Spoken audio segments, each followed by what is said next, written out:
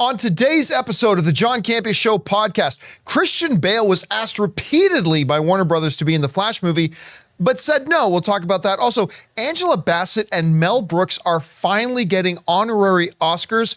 It's about time. All right. Also, Superpowered, the DC story, the new docuseries going up on HBO Max is going to debut on the first day of Comic-Con.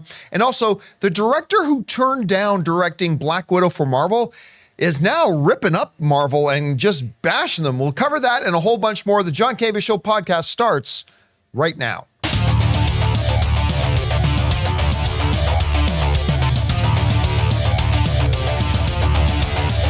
Well, greetings and salutations, everybody. Welcome to the best damn movie-related show on the planet Earth, the John Campea Show, coming to you from right here in our quaint little studio, brought to you in part by our friends at Mint Mobile. I am, of course, your host, John Campea, and it is an awesome honor and privilege, as it is every day, to have you, our international friends, gather around as we talk about our favorite things in the world: movies, movie news, TV, and streaming, and all sorts of good things. Not just giving you our opinions, but also giving you information and context so you guys can form your own well-informed opinions. And today is game day! Game day! Because Secret Invasion, which got off to a really good start last week, is going to have its second episode drop tonight. Of course, I'm trying to keep my enthusiasm in check. As we've pointed out, almost every one of the Disney Plus shows start off strong with a good first episode. I love the first episode of She-Hulk. That didn't turn out so good. I love the first episode of Obi-Wan. That didn't turn out so good. I love the first episode of Ms. Marvel, and that turned out great. And WandaVision, and that turned out great. So, we'll kind of see how that goes. Joining me, by the way, sitting over here is Ray Oro. Hey. Right beside him, Jonathan Voico. Hey, everybody. Beside him is Chris Carr. Hey, guys. And most importantly, you guys are here. Thank you so much for being here and making this little show part of your day. And without any further ado, let's dive into it with this. A little bit of a spoiler warning. We're going to discuss something that is kind of an inconsequential end of the movie little cameo in The Flash. If you've not seen The Flash, or if you really don't want to hear anything, maybe you skip forward to the next topic, but you've been warned. So, as you guys know, the end of the movie of The Flash, a movie I really enjoy a lot and is really flopping hard, like monumental, kids writing songs about it kind of hard. That's how bad this movie's flopping. But it has now come to light that little George Clooney cameo at the end, which I can't speak for your audience, but my audience had a pretty good reaction when George Clooney showed up to it. At any rate, the original plan was not to have George Clooney. Apparently, Warner Brothers tried for months to have Christian Bale make an appearance at the end. And we found that out through Kevin Smith. Kevin Smith was recently doing a panel at a convention, and this kind of topic came up, and he said the following. He said, Warner Brothers asked Christian Bale for months and months, hoping that he would break down, and he was like, no. So Warner Brothers was like, let's pivot, let's get another Batman, and they just grabbed George Clooney. All right. We made a video a little bit earlier today on the YouTube channel about this, and one of our viewers called in on our Mint Mobile hotline and basically asked, hey, do you think if maybe they used the Christian Bale Batman? They said, we heard that they asked Bale to be in the movie. Do you think maybe if they used Christian Bale's Batman as the Batman opposite Flash instead of Michael Keaton's Batman, do you think that could have curtailed the floppening of Flash and how much money it's lost? And I said in the video that while I love the movie as it is, it wasn't going to turn The Flash from an unmitigated huge box office bomb into a billion-dollar film, but because of two factors.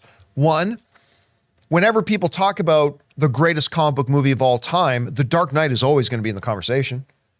And two, Christian Bale's Batman is a lot more recent than Michael Keaton's Batman.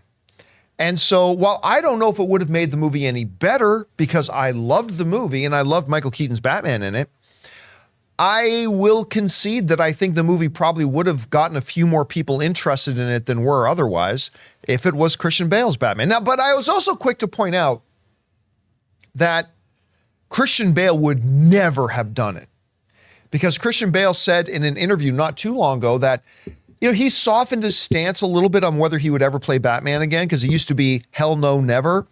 And it's evolved now to, hey, if Christopher Nolan came to me and said, I've got a great idea for a new Batman take. He said, I'll do it. I'll listen to them, but that's it. Well, Christopher Nolan would never have his Batman in a time travel, aliens invading the world kind of comic book thing. That just wasn't the movies he made. He wanted a grounded, realistic Batman, and that never would have happened. So it's interesting. Chris, let me ask you. So what Warner Brothers was trying to do was to get Christian Bale just to do the quick cameo at the end. Yeah. I don't believe that would have made much of a difference to the film. No. Maybe you do. Want to get your input on that. But the second thing is, pursuant to what, one of our viewers called in and asked earlier, do you think maybe if they had made the decision to go with the Christopher Nolan, Christian Bale Batman of the Dark Knight trilogy, as opposed to the Michael Keaton Batman of the Tim Burton trilogy, do you think that could have made a difference at the box office of The Flash? How do you think? I personally don't think it would have moved the needle. I think one of the things that The Flash has going for it is the Michael Keaton of it all. I think people have loved seeing him return to this. That's what most people I've talked to about have, whether they like the movie or dislike the movie, have loved Keaton in it and have really been excited to see that in there, especially having that Tim Burton, Batman aesthetic show up in there, having the Danny Elfman score show up in there, all of that. It just, banged on all those nostalgia drums for everybody. Now, the Bale Batmans are obviously incredible, incredible films, but I also feel like it would have been kind of jarring to have that version of Batman in this movie. Because to your point, a very grounded, boots on the ground, gritty kind of Batman. I like that we went with the Burton one. I kind of like in the end that it was Clooney because I feel like those Batmen made sense in here, in addition to Ben Affleck, obviously, since he's part of that pre-existing world. Yeah, because I think if you line up Michael Keaton's Batman, George Clooney's Batman, Val Kilmer's Batman, and then Christian Bale's Batman, and you play the Sesame Street game of one of these things is not like the other, exactly. I think that would be the Christian Bale one. Would be Bale feels more like Pattinson. Right? Yeah. It's a very, very real world Batman. And these Batmen have dealt with, all kinds of zany, weird, alien or other kind of situations. Coming back from the dead as a cat situations, right? This made more sense. And so I think to have Bale in there, I don't think it really would have changed things, especially at the end of the day, right? I always joke that it's Batman Flashpoint, but to make a Flash movie fixed in some way, I don't think it's the Batman of it all that could have saved it.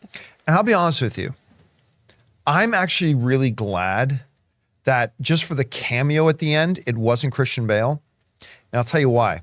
It's not because the Clooney reaction was so great, although it was great. The Clooney reaction in the audience was great. And it's not that a Christian Bale cameo wouldn't have gotten a great reaction. It would have got a great reaction.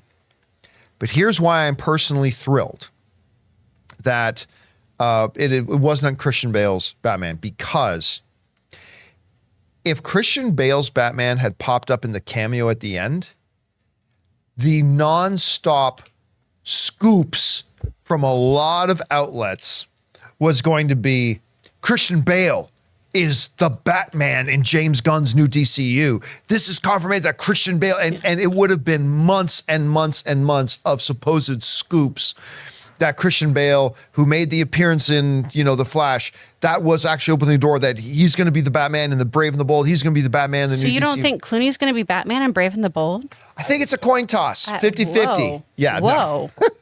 But if it was Bale showing up there, you'd have most of the Gus's gas station movie reviews.fart sites out there running with, I have inside sources that say Christian Bale is indeed coming back. And I'm actually pretty glad we don't have to live with that. I'm actually pretty happy about that. All right, guys. With that down, let's move on to this, which is pretty great. Angela Bassett probably had her best opportunity for nabbing an Oscar this year.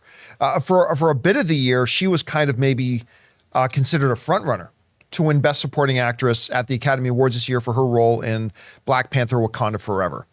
Now, as we got closer to the Oscars, Jamie Lee Curtis started closing the gap because Jamie Lee Curtis started picking up some wins at the other awards festivals. And so when the Oscars came and Jamie Lee Curtis ended up winning the Academy Award for Everything Everywhere All at Once, it wasn't actually a tremendous surprise because she had been picking up a lot of momentum going into the awards.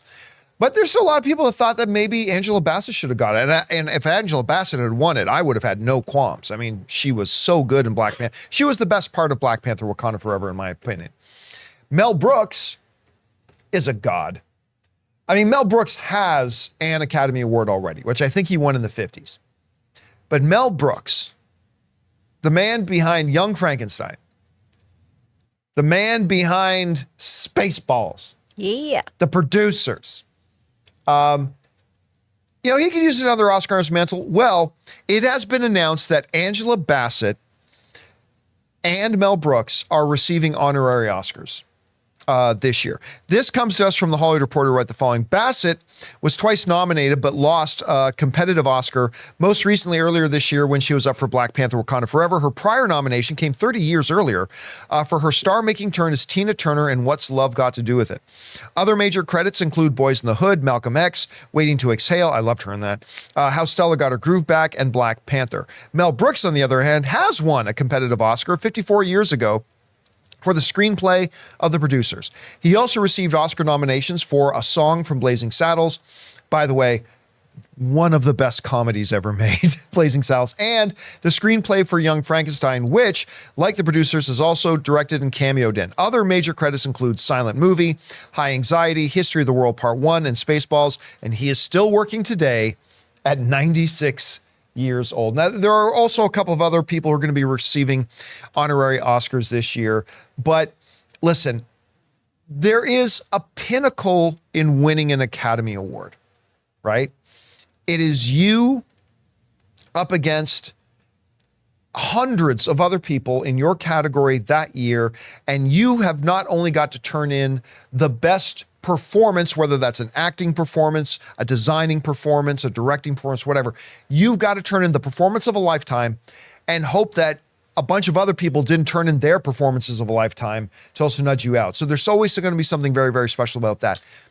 But unlike some other things where an honorary award doesn't mean much, to me, an Academy Honorary Award, there's something very, very special about that. Because that's the Academy that's basically saying, it's not just a one project thing that you did that blew everybody's mind.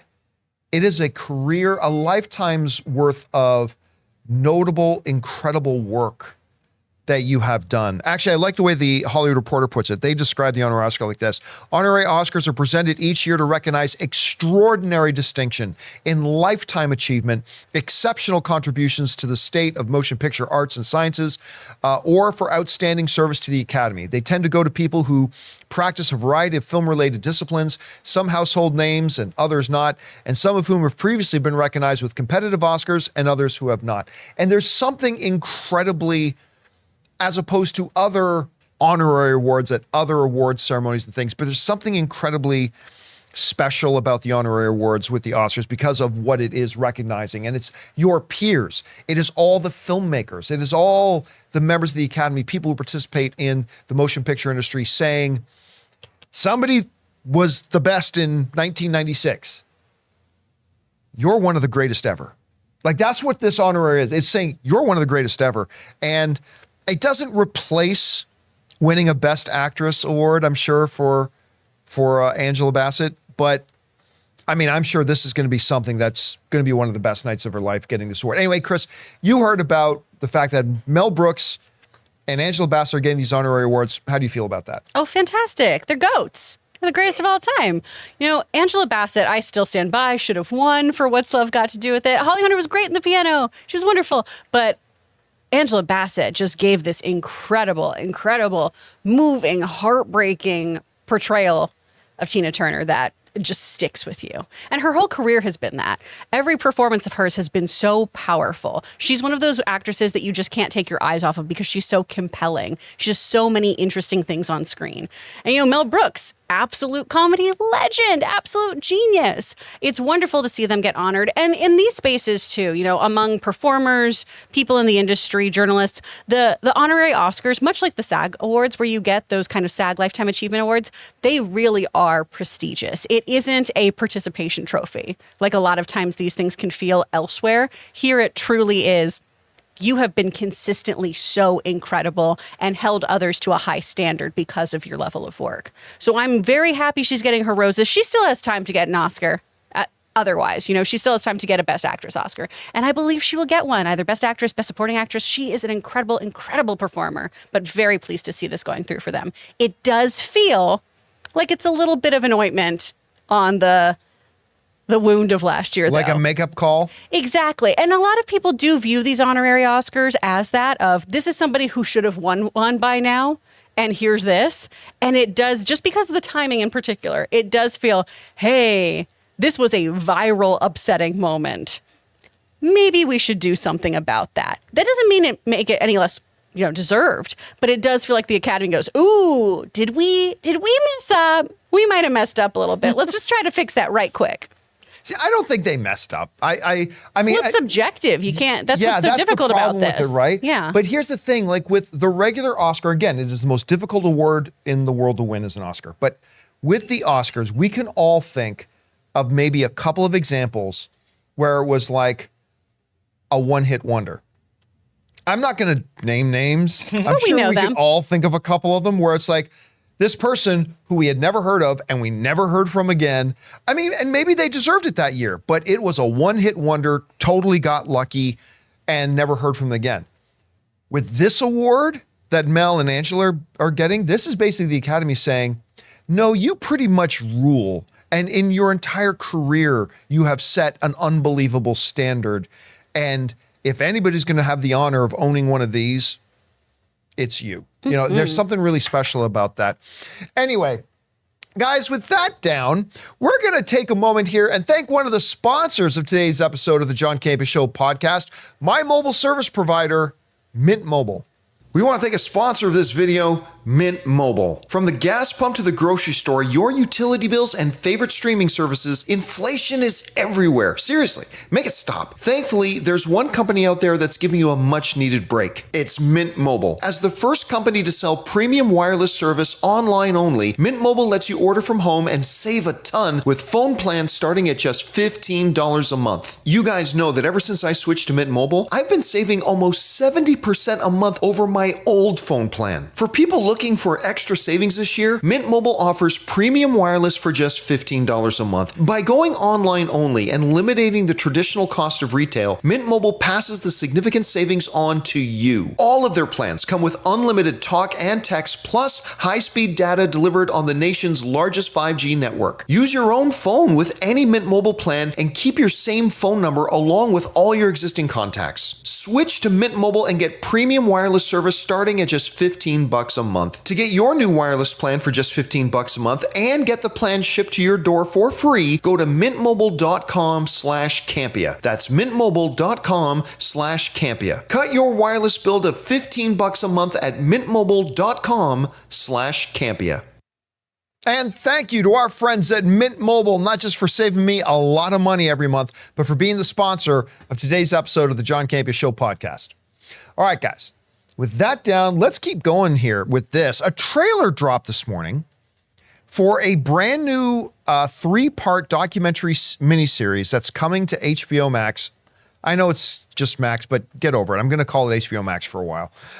It's coming to Max called Superpowered, the DC story, which is kind of looking at the history of DC and what they've done and what they do and all that kind of stuff. And I got to tell you, I took a look at this thing and I watched this trailer this morning, and it starts off in this absolutely incredible way. It starts with James Gunn making this comment that I absolutely just adore. He said, and I might be paraphrasing a bit here, is, what is a hero? A hero is somebody who shows courage when they're afraid to do good. Let me say that again. A hero is somebody who uses courage when they're afraid to do good. I absolutely adore that. I'm probably going to be saying that for a long time. I think that's just an absolutely incredible saying. And I want to bring this up here. They've broken it down. It's going to be 3 episodes, and it drops on July 20th, which just so happens, and this isn't a coincidence, to be the first day of San Diego Comic-Con. So they're dropping this on the first day of Comic-Con. And I'm going to read this a little bit at length just because I think it's interesting. This is how they break down the 3 episodes. This comes us from the Wrap, right? The first episode, called The Hero's Journey, will cover the creation of Superman, Batman, and Wonder Woman, as well as their creators and several comic book concepts they invented during this time, continuing the struggles continuing to the struggles of the comic book industry faced after the end of World War II. The second episode is called Coming of Age. It covers the evolution of DC into a bastion of adult comic fans, as well as history-making stories like Crisis on Infinite Earths and the creation of the Vertigo imprint. The final episode, A Better Tomorrow, details efforts for greater inclusiveness with the comics industry as expressed by DC comic creators. Then listen to some of the people involved in the project. The series features interviews with Melissa Benoist, Greg Berlanti, Tim Burton, Mike Carlin, Linda Carter, Henry Cavill, Kaylee Kuko, Gal Gadot, James Gunn, Patty Jenkins, Dwayne Johnson, Michael Keaton, Regina King, Zoe Kravitz, Jim Lee, Zachary Levi, Damon Lindelof, Jason Momoa, Christopher Nolan, Robert Pattinson, Christopher Reeve, John Ridley, Margot Robbie, Bruce Timm, Michael Uslan, Mark Waid, and many others. I mean, it's just a who's who of this. And I'll tell you what, this is perfect timing for a project like this, because right now, which is why they needed to reboot, they've known this for probably a year or two, the DC brand is really on the ropes, particularly when it comes to big screen entertainment. The DC brand is completely on the ropes. And something like this coming out right now, I think is very, very timely, because I watched the trailer to this and I felt inspired. I felt inspired. Not just about how great these comic book characters are, but how socially relevant they've always driven for them to be.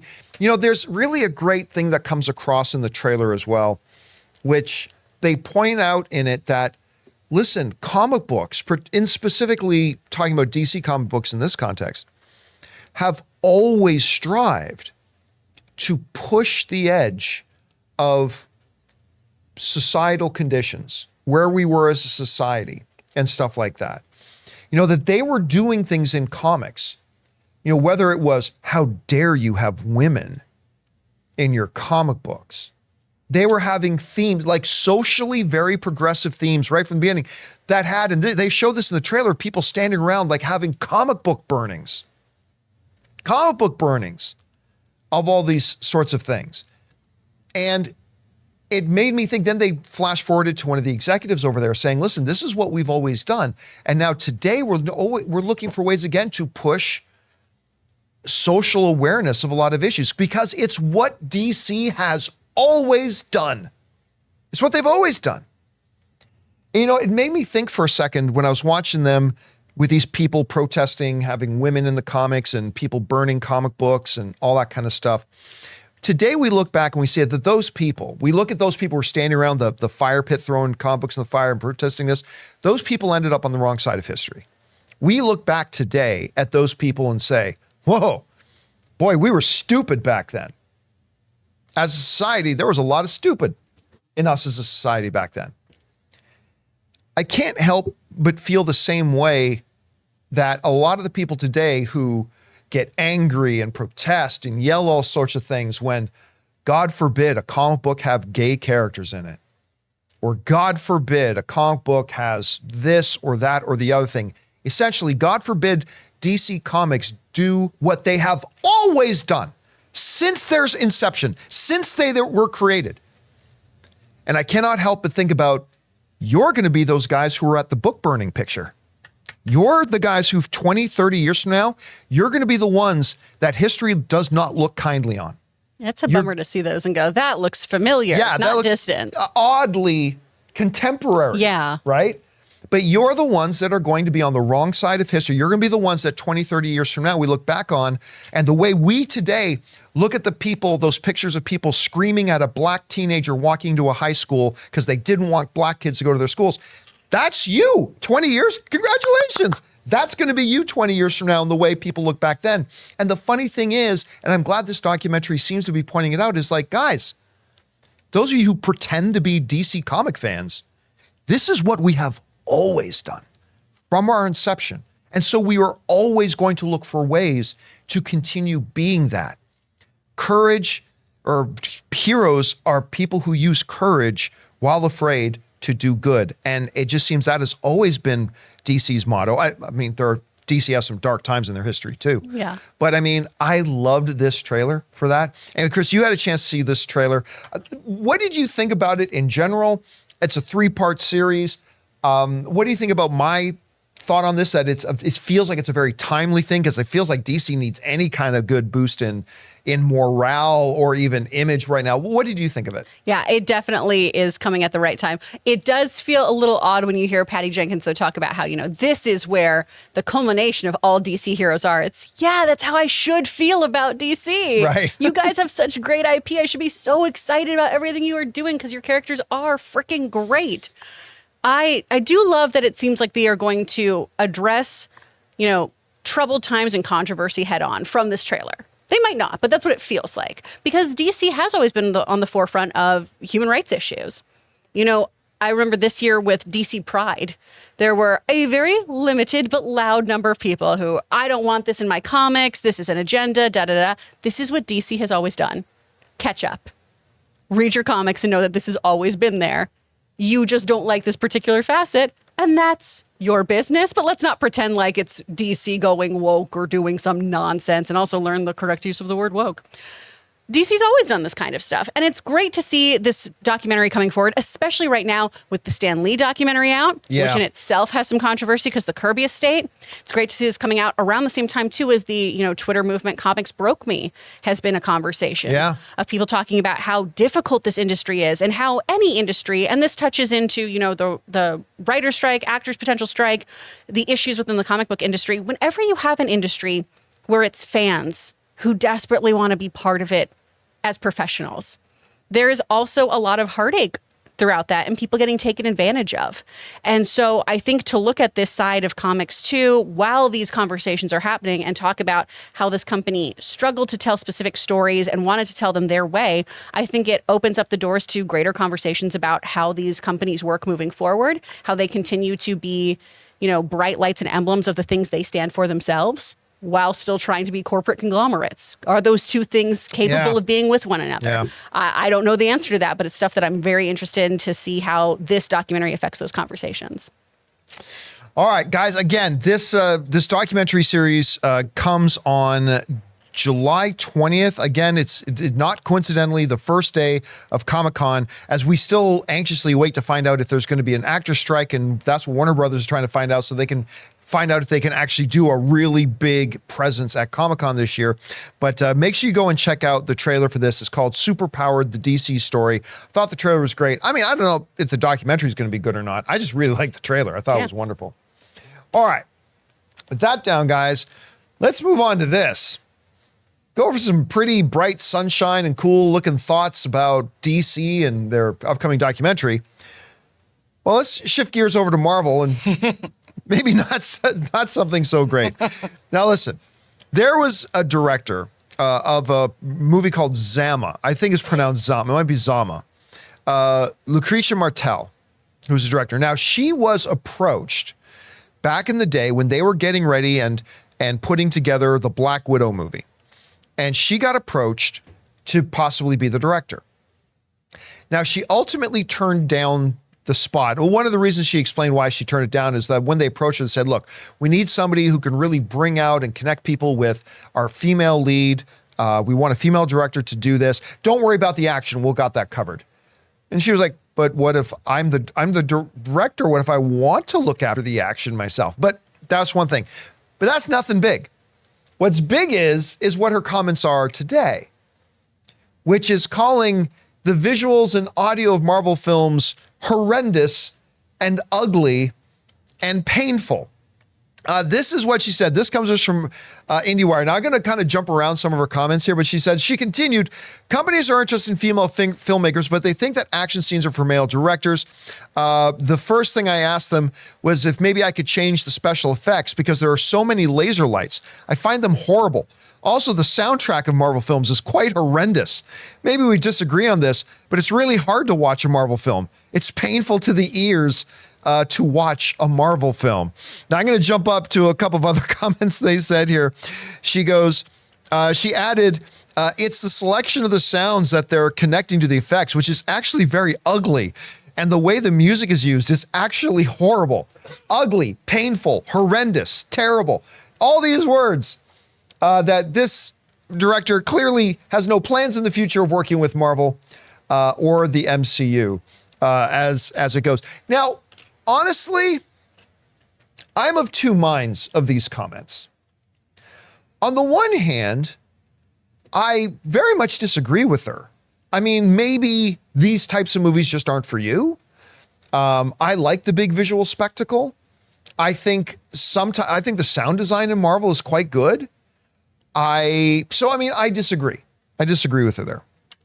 The other hand, she talked a lot about the music in Marvel as well and the soundtracks and stuff like that. And it's funny because even in the height of the Marvel versus DC fanboys thing, and I think it's pretty clear cut that in the Marvel versus DC thing, at least for the first 13 years here, the win clearly goes to Marvel. But even in the midst of all that, I've always said that one of the two things that the DC movies have always consistently done better than Marvel. One, trailers. They make better trailers. So they just have better trailer companies that work for them. But the second is soundtrack. I've always felt the score, the music of DC films have pretty much consistently across the board, with a few exceptions of Black Panther and whatever, but the score has almost always consistently been better in DC films to me than Marvel. So I don't know if this had more to do with legitimate gripes about the visual and audio elements of Marvel films. I don't know if this is a bigger gripe about the fact that she was approached to do this big, high profile movie, but they told her, but you only get to do half the directing because you're a girl. We don't want you to direct action. So I don't know if there's some leftover residual bitterness about that, but I don't know. But Chris, you read the commentary here.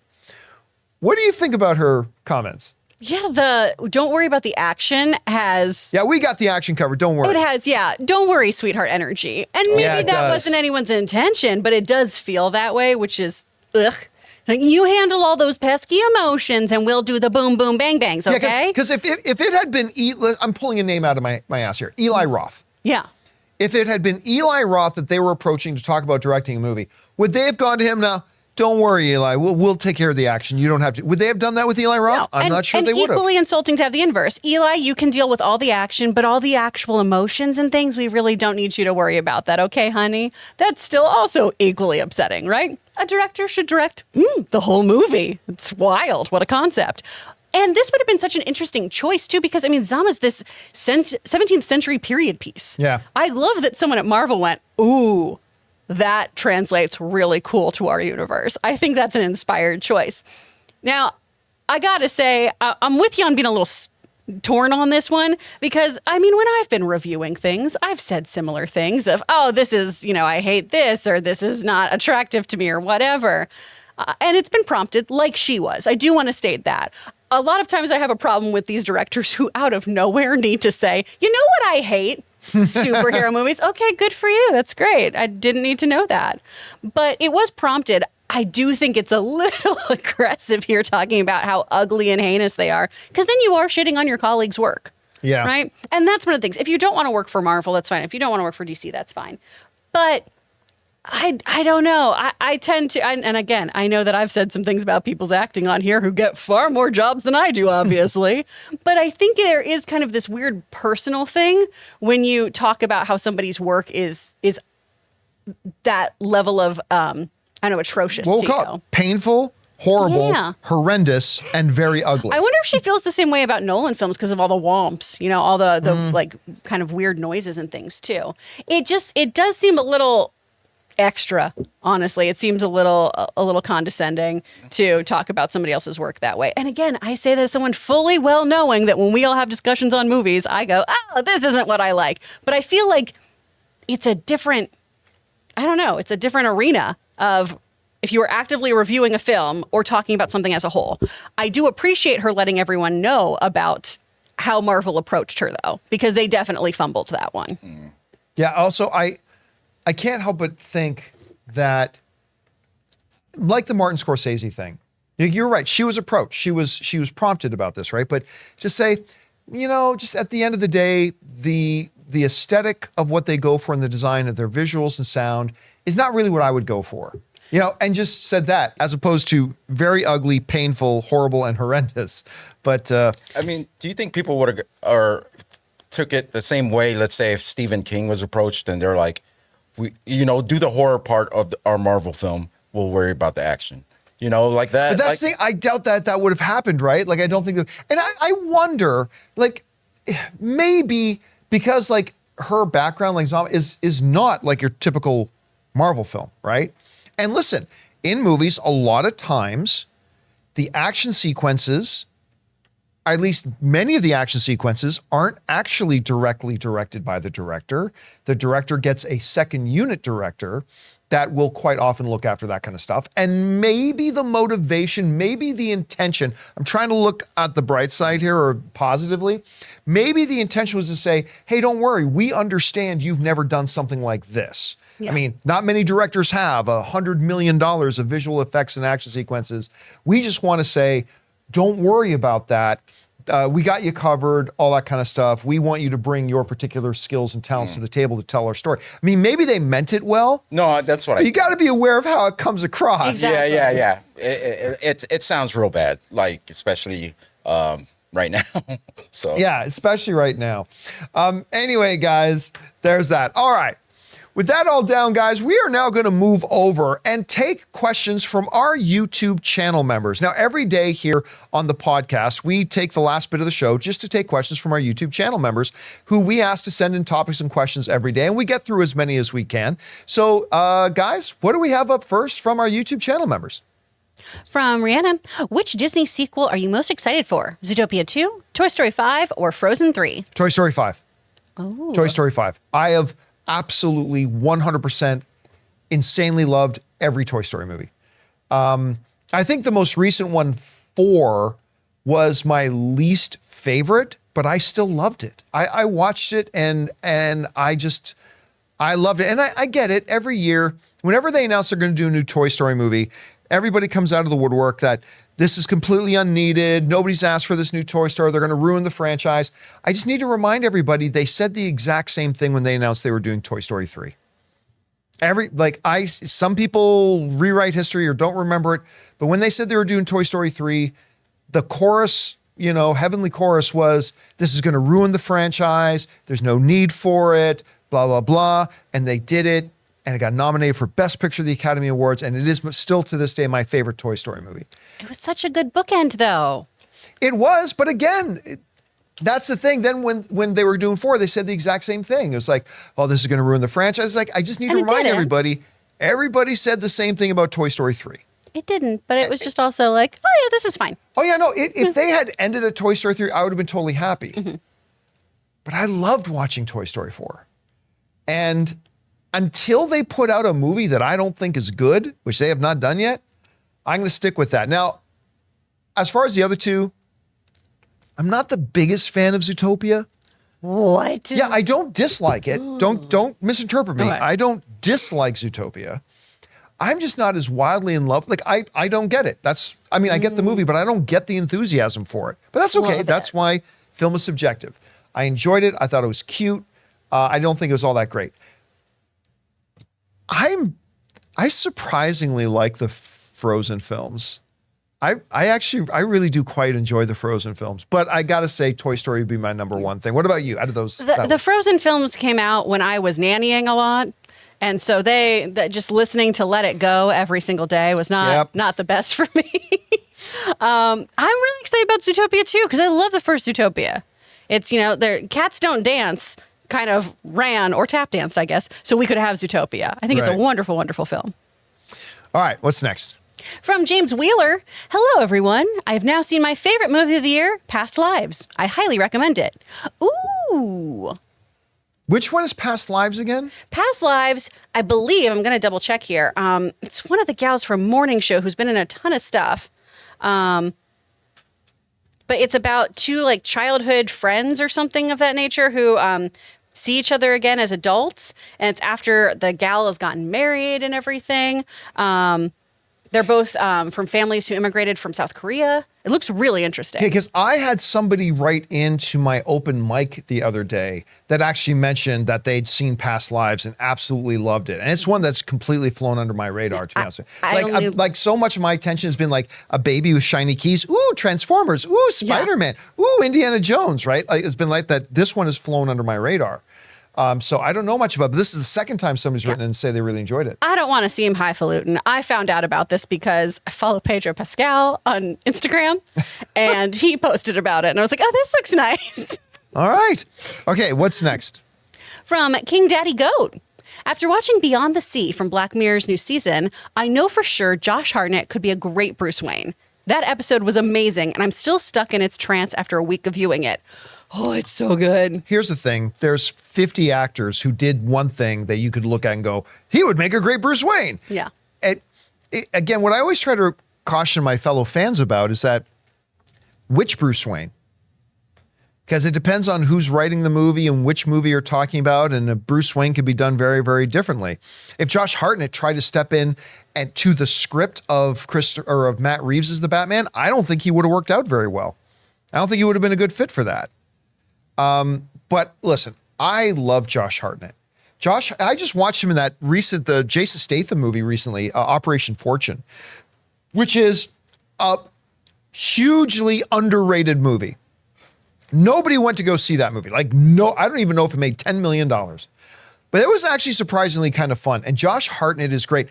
Josh Hartnett, somebody's going to have to make a documentary someday about how one movie killed that guy's career. I mean, he still has a career, but I mean, before Pearl Harbor, Josh Hartnett was on a trajectory that was going to take him into I believe, the upper level of like the top 5% actors in the world, like movie star actors in the world. I really think that was his trajectory.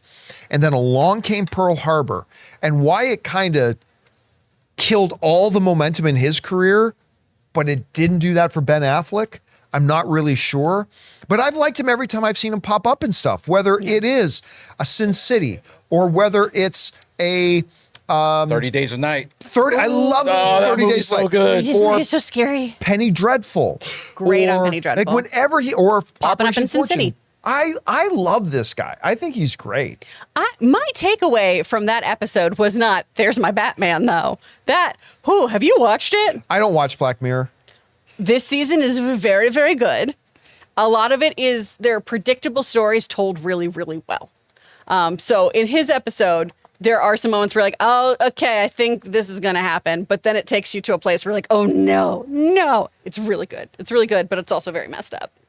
All right. Black Mirror. What's next? From Ariel. Hi, John and the gang. Deadpool is coming out soon, and I'm really excited for it. And I know some of the X-Men will be in it, but would there be a chance to see Channing Tatum as Gambit in this one? Ooh, I mean, look, on the first hand is I don't care because little dumb cameos that drop in for no reason are not things that interest me very much. Cameos that get used that actually serve the narrative and propel the story forward, that's interesting to me. But let's be honest, if they had Channing Tatum pop up in it as Gambit, it would be for a dumb, quick throwaway cameo. And so on that level, I don't care whether he's in it. But I will tell you this. I was like a lot of people when the news first came out years ago that they were going to do a Gambit with Channing Tatum. I mean, it was so in stone that they had him at Comic-Con. He was on stage with the Fox X-Men and all that kind of stuff, and they were all excited. And there are great pictures of Ryan Reynolds and Channing Tatum posing together backstage at Comic-Con before going out and doing their panel and a whole bunch of stuff.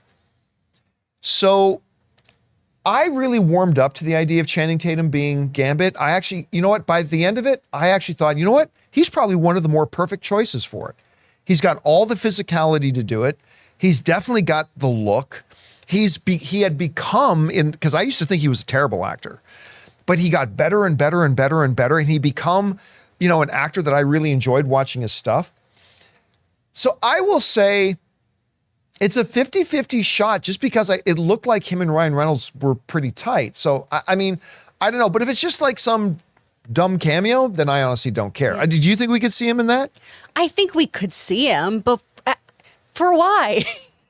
I would like Gambit to be an actual character. I would like Gambit to be properly utilized. So if he's in there, If he's an actual role, they're going to have to be careful, though, because this is supposed to be a Deadpool movie. Yeah. And clearly, the main other character is going to be Logan and Wolverine, right? So, how packed are you going to make this movie? Yeah. Oh, but a major character is also going to be, because we're hearing Patrick Stewart is going to be in it. We're hearing that Ian McKellen may appear in it. We're hearing a lot of we already found out like Colossus is going to be back. Negasonic is going to be back. All this kind of stuff. So like, let's put in another character and really make them a significant character in the movie. This could get out of hand really fast. And so I hope it's not the case. All right, what's next?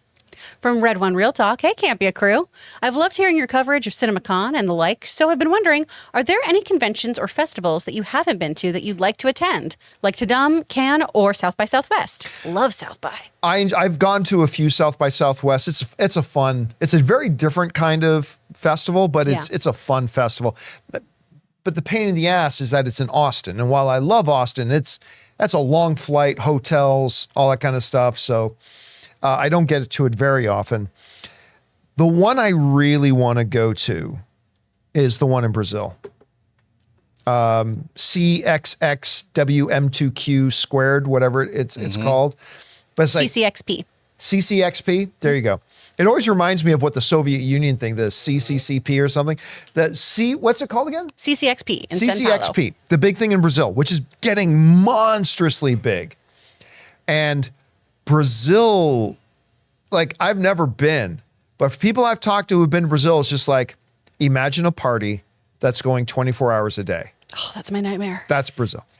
So, I mean, part of me is like, I would really like to go to that one. You know, I always wanted to go to that New York Toy Fair that they have in New York. That's probably one of my goals in life is just to attend one of those, and that would be really cool. But all right, what's next? From Adrenaline Night. Hello, everyone. Do you guys have an IP besides the big ones, Marvel, Star Wars, DC, Potter, etc., that you will always watch no matter what? Mine is Scooby-Doo. Ooh, a big IP I'll watch no matter what. I mean, that's putting me on the spot. I'm sure there are. The Office.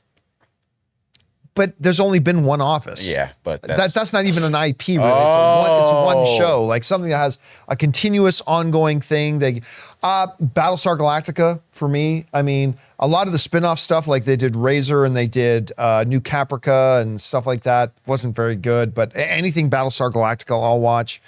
I'm sure there's others off the top, but I can't think of them off the top of my head. What about you guys? I guess more anime stuff, like the various iterations of Sailor Moon or the Lupin movies, Lupin the Third. Right. A little bit of Avatar maybe too. Yeah. All right, what's next? Well, I won't watch the live action movie. That's garbage.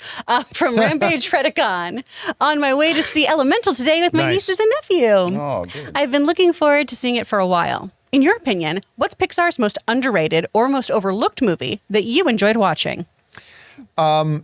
I honestly think its most overlooked, most underrated film is Inside Out.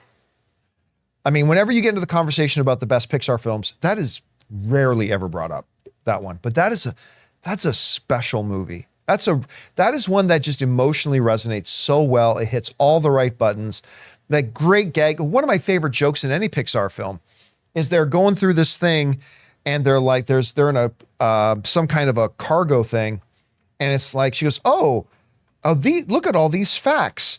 And Amy Poehler goes, no, those are opinions. It's funny how much people get those mixed up though. And it's like, oh my God, look at it. It's sharp. It's smart.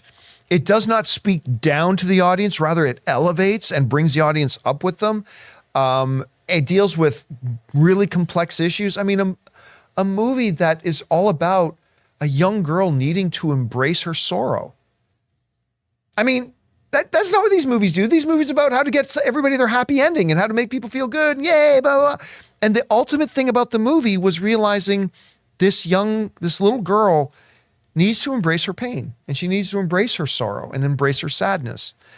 And it's a special movie. I'm not saying it's the best Pixar movie, but it's a real special film. Do you have one that maybe you think is one of their most underrated? That one, I mean, I just have so many friends who that's their favorite one. So for me, I feel like it gets its roses. I love Luca probably more than most people. I adore that movie. It's so great. I did like that it was centered in Italy. Yeah, I make the pasta and I watch the movie. It's mostly why I like it, I think. It's because I make the pasta.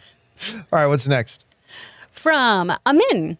Got my tickets for Oppenheimer at the TCL Chinese Theater in IMAX 70mm. Can't wait. It'll be my first time. What was the first film you saw at the Chinese? What was the first film I saw in the Chinese? Mine was The Karate Kid. The original Karate Kid. Oh, that's Really? nice. Yeah. Oh my God. Okay. I mean, I've only lived in LA for 12 years, 13 Yeah, years. I'm 10. I have not seen a lot of movies in the Chinese. I think maybe I've seen 3, and I can only remember 1. And that, I mean, it wasn't the first one. I'd been to 1 or 2 before it, and I'm sure they were premieres as well. Well, no, I saw Shang-Chi, the world premiere of Shang-Chi in there. So I saw a couple, but the first one I remember was maybe the most special movie-going experience of my life. It was going to the world premiere of The Force Awakens. Ooh. Understanding that it was the first new Star Wars film, and it was in the location that the original Star Wars debuted in 1977. I mean, I've grown up looking at pictures of that event my whole life. That's where it was. Chinese theater, Star Wars, world premiere, blah, blah. And then to be sitting in that room. Now, they've renovated the place, but I am geographically sitting my ass in that exact same spot. Yeah. Sitting in this room with George Lucas was literally sitting just over here with Steven Spielberg right beside him. And I had Frank Oz over here somewhere. And I'm sitting in that room for a new Star Wars movie. It was not my favorite Star Wars movie, but I have a hard time believing I will ever in my life have a more special movie watching experience in a theater than that. Even though it wasn't my favorite movie, it's just the experience was incredible. I saw PTSD saving 17 seats for this Phantom Menace there. 17 seats, and it was not pre-purchased tickets, people. It was awful. I got in a lot of arguments. Yeah, no, back in the day, back in the dark times before pre-assigned seating, I would make entire articles. I would write entire articles about the etiquette of saving seats. The bottom line was this: asshole, if you want to be there and watch this movie, you get there when I get there and you come in and you get your seat with me. I'm not taking my jacket and spreading it over 4 chairs and then taking off my sweater to spread it over three more. If you're there, you get a seat. Congratulations. If not, I ain't going to sit there and get dirty looks from people who did show up in time to get a chair while I'm sitting here, sorry, my lazy asshole friends are still eating at McDonald's. So no. Get your own damn seat. You should have just used what I did. I brought caution tape. Yeah, and I laid across the. I laid across. No, That's I'm right. kidding. I didn't. And everybody was way more understanding. It's like, oh, Yeah, there's a murder right here. There was just a murder. Just a murder. Come on, we're investigating. Yeah, my friends were there. They were just at the concession in the restaurant. So. Wait, hold on. Is Godzilla a big IP? Yeah. Yeah, there you go. Sorry. I had to go back to that question because I felt Godzilla's dumb. a great one. I felt dumb for saying The Office.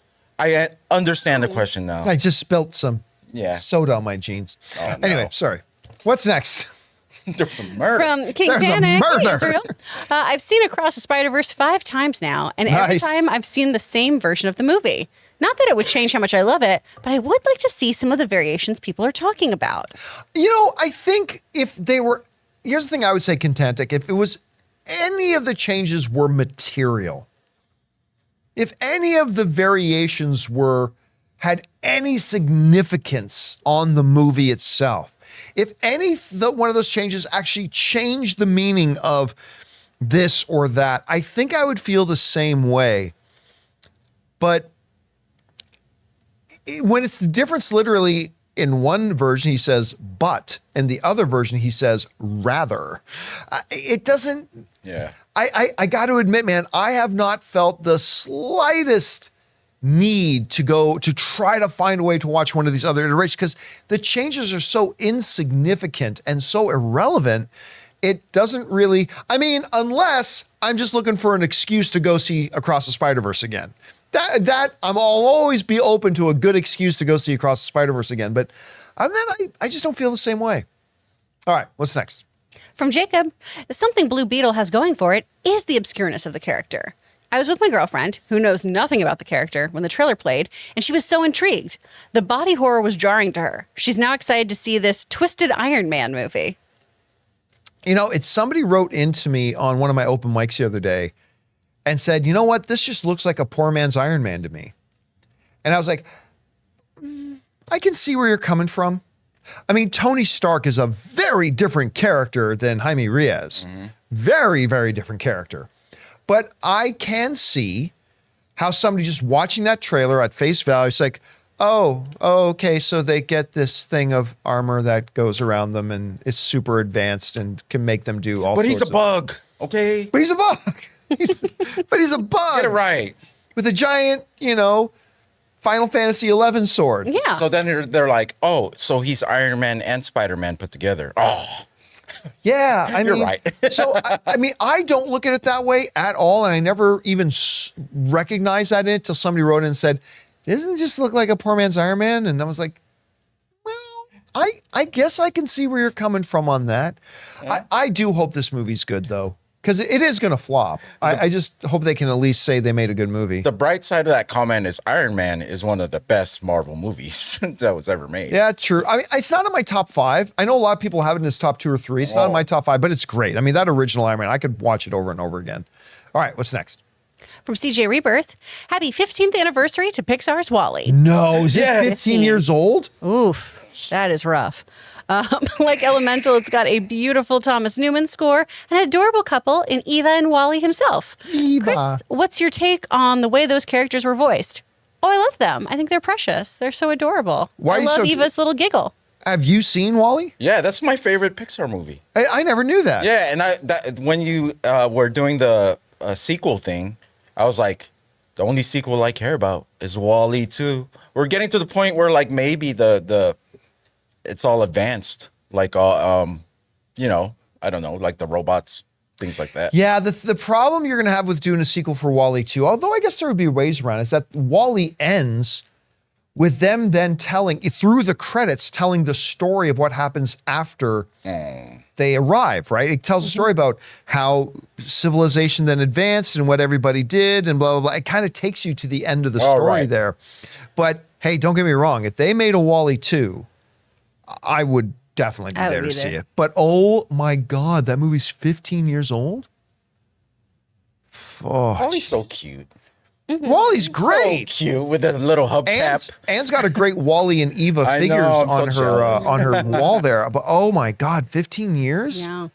Oh, that just punched me in the gut. Okay, what's next? From Radio Mad, hi John. I was thinking, I believe the superhero movie genre is struggling because of the continuous expansion of cinematic universes. Hard to attract young people having to watch 30 plus movies and 10 plus TV shows first to jump into a new release. Well, I mean, it should be pointed out that not all comic book movies are struggling. I mean, there's 3 out in theaters right now, and only one of them struggling. Like Guardians of the Galaxy 3 is closing on $850 million. Spider-Man Across the Spider-Verse is getting close to doubling what the first Spider-Man Spider-Verse movie made. They're doing just fine. But you know, it's funny. I was having this discussion with my business guy on the phone the other day because this is what kind of killed the comic book industry in the 90s for a while. Like, because it got to the point where I remember a guy I was living with, a roommate of mine, his name was Rodney. And some of you might remember Rodney. He worked with me on the movie blog many, many years ago. He did the first couple of episodes of Jedi Council with us back in the day. Friend of mine for a very, very long time. Anyway, we were talking about Rodney has been an avid lifelong comic book collector. He's got those crates, you know, those boxes, those long crate boxes. He's got stacks and stacks and stacks of those, right? But I remember talking to him about comic books. He's one of the guys who really got me into a lot of comics.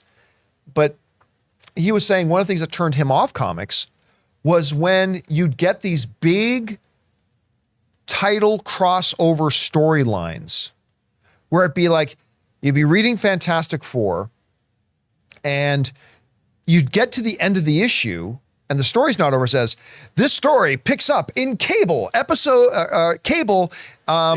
issue number 175 coming out in that. It's like, wait, that Cable's not on my pull list. But now you're saying if I want to know what happens in the story, I got to go start buying another comic book. And then you get to the end of Cable. This story picks up in Excalibur, issue 32. And that ultimately turned a lot of people off comic books. I have said for a long time that other than the quality of the movies, the biggest single stroke of genius and biggest reason for the success of the MCU, other than the quality, has been the fact that Kevin Feige brilliantly found a way to create a cinematic universe and made every single movie a totally viable entry point for a new viewer. You could watch, for the longest time, you could watch any MCU movie, not watched any of the things that came before it, and you'd be totally good. You'd be totally fine. That started to change. And now, like, you get something like Doctor Strange and the Multiverse of Madness, you're going to be completely lost if you hadn't watched WandaVision. Right? And that's starting to happen more and more now with the Marvel things that, if you're even going to remotely get this one and understand it remotely, you're going to have watched this. And it never used to be like that. It's always a bad thing when your entertainment, you feel like you have to do homework. Yes. You know what I mean? Mission Impossible, this is going to be the first one I'm going to watch. I don't mind not seeing all the other ones. This Indiana Jones, I've only seen the first one, so I'm jumping to this one.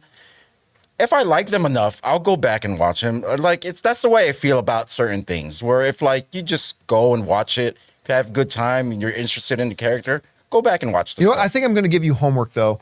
No. Yeah, I think I'm going to get you to watch the Indiana Jones films before the movie. I probably won't make you watch Crystal Skull.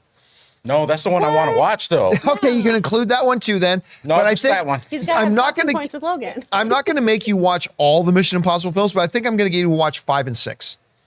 I think I'm going to get you to make sure before Mission Impossible comes out, you got to watch 5 and 6. So there you go. There's your homework. All right, what's next? From Mr. 47. Fell asleep, sorry. Is AMC Tyler one of the better AMC theaters you've ever been to? And is the number and the name of the theater usually the premier screen? 16 being Dolby at Tyler and AMC Burbank.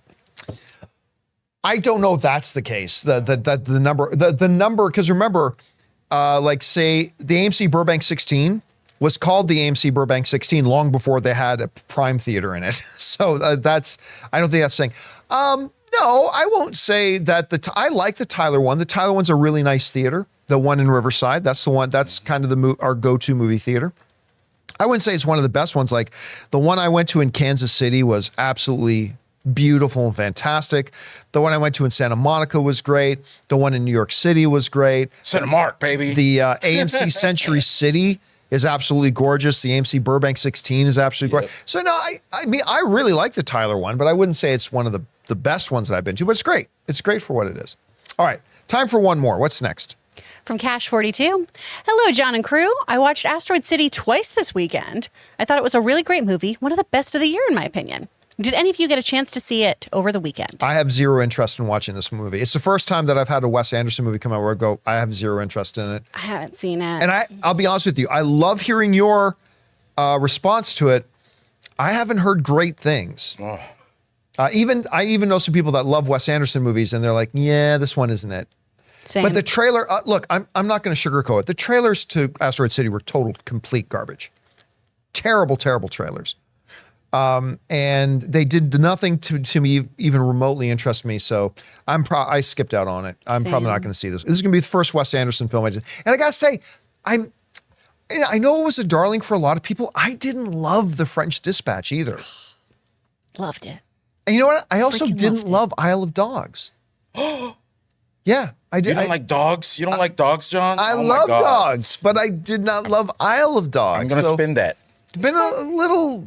I mean, I think the last one I really, really loved of his was Hotel. Grand Budapest Hotel. Grand Budapest Hotel. I think that's the last one of his that I really, really loved. Oh my gosh. I didn't like French Dispatch in total, but I love specific ones. There's certain ones like the too. Jeffrey Rush one. Yes. Yeah, it has moments. I mean, it absolutely has moments, but Asteroid City just didn't appeal to me. All right, guys, that'll do it for today's installment of the John Campea Show podcast. Thank you so much for being here and making this show part of your day. Big special thank you to our YouTube channel members for sending those questions. Number one, because you gave us great fun things to talk about. But number two, by being YouTube channel members, you support everything that we do around here. So thank you so much for your support. I want to thank the people in the room with me. They're about to watch the Mission Impossible films. Ray Ora. Yeah.